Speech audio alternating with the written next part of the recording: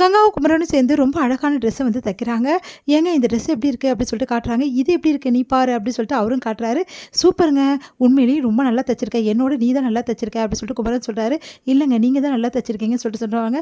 சரி 2 பேருமே நல்லா தைச்சிருக்கோம் ஓகேவா அப்படின்னோடனே சரிங்க. இந்த 2 ட்ரெஸ்ஸையுமே வந்து எடுத்துகிட்டு போயிட்டு காட்டலாம். எல்லாருக்கும் பிடிக்குதான்னு முதல்ல தெரிஞ்சுக்கிட்டா தானே, நம்ம அங்கே எடுத்துன்னு போகும்போது மற்றவங்களுக்குலாம் பிடிக்குதான்னு சொல்ல முடியும்.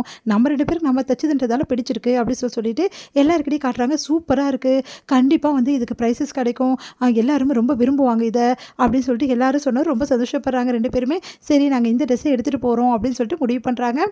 காவேரி வந்து ரொம்ப மனசு கஷ்டத்தோடு உட்காந்துருக்காங்க. அப்போ தாத்தா வந்துட்டு என்னம்மா ஒரு மாதிரி வந்து ரொம்ப சோகமாக இருக்குது அப்படின்னு. ஒன்றும் இல்லை தாத்தா அப்படின்னு எனக்கு தெரியும். வீட்டில் யாராவது ஏதாவது சொன்னாங்களாம்மா அப்படின்னு சொல்லிட்டு கேட்குறாரு. அது ஒன்றும் இல்லை தாத்தா அப்படின்னு எனக்கு நல்லா தெரியுமா. ஏதாவது வந்து என் பொண்டாட்டியும் என் பொண்ணும் சொல்லியிருப்பாங்க அதானம்மா அப்படின்னோடனே அதெல்லாம் இல்லை தாத்தா, அவங்களுக்கு என் மேலே கோவம் இருக்க தானே தாத்தா செய்யும். ஏன்னா நீங்கள் இந்த மாதிரி பண்ணுவீங்கன்னு அவங்க எதிர்பார்க்கல தாத்தா. அவங்க வந்து அவங்க பேரனுக்கு தான் ஏதாவது பண்ணணும்னு நினச்சிருப்பாங்க இல்லையா அப்படின்னோடனே இங்கே பாருமா, யார் என்ன சொன்னாலும் அதை பற்றி கவலை கிடையாது. நான் பண்ணது எப்போவுமே உன் நல்லதுக்கு. நீ நம்புறியா இல்லையா? நம்புறேன் தாத்தா. அப்புறம் என்ன, மற்றவங்கள பற்றிலாம் யோசிக்காத, மற்றவங்கள பற்றி யோசிச்சா நம்ம வாழ முடியாதுமா அப்படின்றாங்க. சரிங்க தாத்தா. சரி இப்போ நான் ஆஃபீஸ்க்கு போகிறேன் தாத்தா. ஆனால் ஆஃபீஸில் எனக்கு பயங்கரமாக போர் அடிக்குது. எனக்கு எந்த வேலையுமே வந்து விஜய் வந்து தரமாட்டேங்கிறாரு. நான் என்ன தாத்தா பண்ணுறது அப்படி சொல்லி கேட்டோன்னே அவன் இப்படி தான் பண்ணுவான்னு எனக்கு நல்லா தெரியுமா. நீ எதுக்கு அவனை பற்றி யோசிக்கிற? அவன் எப்படி அந்த கம்பெனிக்கு வந்து பாஸோ அதே மாதிரி நீயும் பாஸ், புரியுதா தாத்தா? அப்படிலாம் சொல்லாங்க தாத்தா, அதெல்லாம் ஒன்றும் கிடையாது. இங்கே பாருமா, பாஸாக இருக்கிறது முக்கியம் கிடையாது, அந்த வேலையை கற்றுக்கிறது தான் முக்கியம், புரியுதா?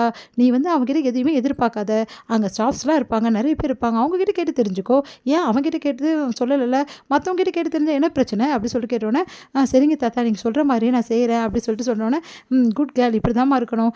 எல்லா விஷயத்தையுமே வந்து நம்மளுக்கு கிடைக்கலன்னா அதை விட்டுறக்கூடாது, நம்ம முயற்சி பண்ணிக்கிட்டே இருக்கணும், அப்போ தான் கண்டிப்பாக கிடைக்கும். இப்போ புரியுது தாத்தா எனக்கு அப்படி சொல்கிறாங்க. புரியுதா? சரி பார்க்கலாம், நாளைக்கு நீ என்ன பண்ண போகிறேன்னு சொல்லிட்டு அப்படி சொல்லிட்டு போகிறாரு. ரொம்ப சந்தோஷமாக இருங்க காவேரி.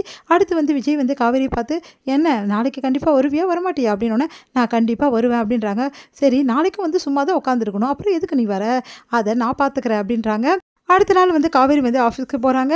ஆஃபீஸ்க்கு போனோன்னே வந்து இந்த மாதிரி உனக்கு தாத்தா வந்து புது கேபின் வந்து ஒதுக்க சொல்லியிருக்காரு, இதுதான் உன்னோட கேபின் அப்படி சொல்லிட்டு சொல்கிறாரு.